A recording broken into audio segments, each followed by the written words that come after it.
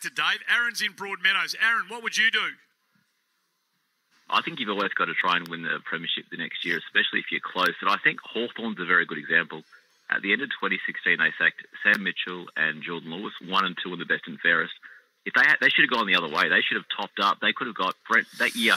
Brent Harvey, Nick Del Santo, Drew Petrie were all sacked, who had plenty left in the tank. And also you had Corey Enright and Jimmy Bartel, who were forced to retire too early. They could have picked up 2 or 3 of those guys. They would have been a huge chance of winning the flag in 17 and 18. Instead, they sort of half rebuild, half tried to win a flag, and they haven't won a final now in 7 years. I think he's right. And at the end of that, they're now starting in another rebuild. I think you're right. Aaron, let me ask you a question. We're there anyway. We're there anyway. That's right. There's intangibles in all of this, right? That, like culture and togetherness and, shared experience and all the rest of it, right?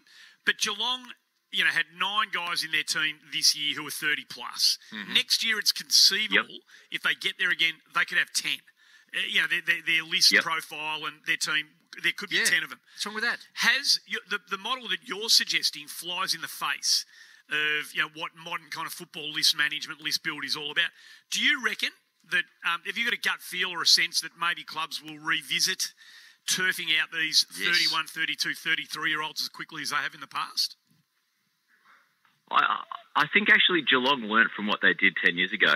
10 years ago, they sacked Steve Johnson, Stokes, Chapman. There's a heap of them they sacked too early, and I feel like it cost them a flag. This year, they went the other way. They kept Selwood. They kept 3 or 4 guys who were older than, 31, 32, 33.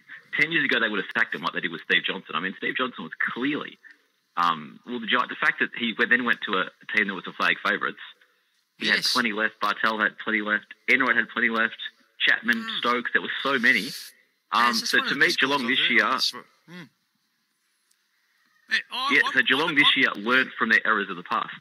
I'm a bit with you, Aaron. I reckon there'll be clubs having a very different view about the age profile of their list and worrying about it. Or the process you need to go through in order to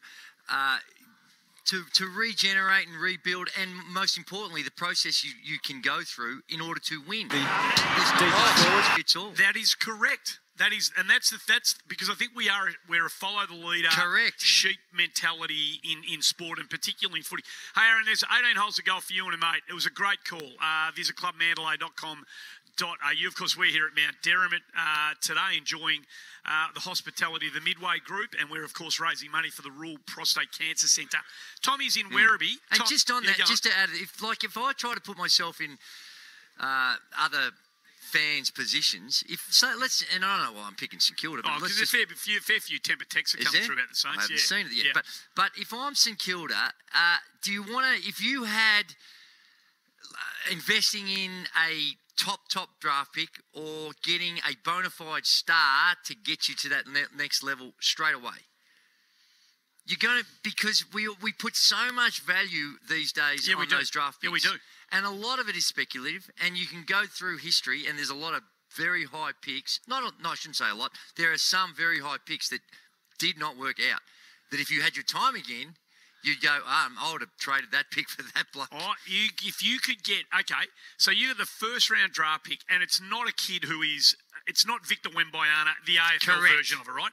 It's just a year where there's 3 or 4 that could go number 1. They're very good, potentially very good. You can trade that pick away for 2... for a second round pick and 2 very good 23-year-olds. That have proven very good. They are going to play another 150 games at the level.